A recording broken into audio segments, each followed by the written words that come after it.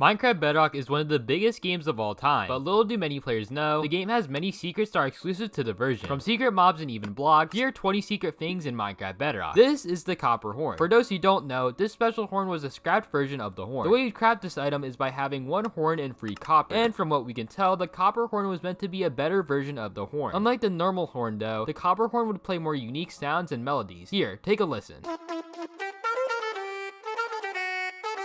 Though, why was this item removed? Well, according to Mojang, they claim that the copper horns just didn't live up to their design goals, and would become the first item in Bedrock Edition to be completely removed instead of becoming unattainable, which is pretty interesting. As most players know by now, bridging on Bedrock Edition is much more different from Java Edition, as on Bedrock Edition, you can actually place blocks in front of you, allowing players to create some pretty crazy bridging methods. So one of these bridging methods is called down bridging, which, as the name implies, you can actually bridge downwards with this bridging method. This bridge is pretty funny and also looks very cursed. Have you seen this block before? Well, this is the update block, a block that is supposed to be a placeholder for blocks that haven't been added to the game yet. So for example, let's say a texture for a custom block in my texture pack is missing. The update block will replace that texture and will be a placeholder for the block until the texture gets added. This block is pretty interesting and is also exclusive to Bedrock Edition. The Farlands is one of the most interesting topics to be discussed within the Minecraft community, but as we all know, they don't really exist anymore. On Java Edition, they replaced the Farlands with a world border located 30 million blocks out. But what about Bedrock? Well, instead of having a solid world border like Java, the further you go in a Bedrock world, there will be more severe effects on the game, making it harder to play. But there's many different types of Bedrock farlands that not many players know about. The most common type of the farlands is when you walk past the border and it looks like your game starts to buffer, and it becomes much more laggy, though you can see even more insane things than just that. For example, massive world generation errors can happen, like this massive pit. Going even further out will make your world look like it's cut into pieces, and it's kinda crazy to think that this is actually in Minecraft. This is the Founder's Cape, which was available for players who claimed it during Minecon Live 2019, though some veteran players of Minecraft may recognize this cape for a different reason. As for those who don't know, this cape is literally a recolor of the iconic Minecon 2011 cape. So pretty much all Mojang did for this cape was go into paint.net and change the hue and called it a day, which is pretty funny in my opinion. Skins on Minecraft Bedrock are very different from any other version of Minecraft. As for example, on Bedrock, you can have HD skins, which some of them look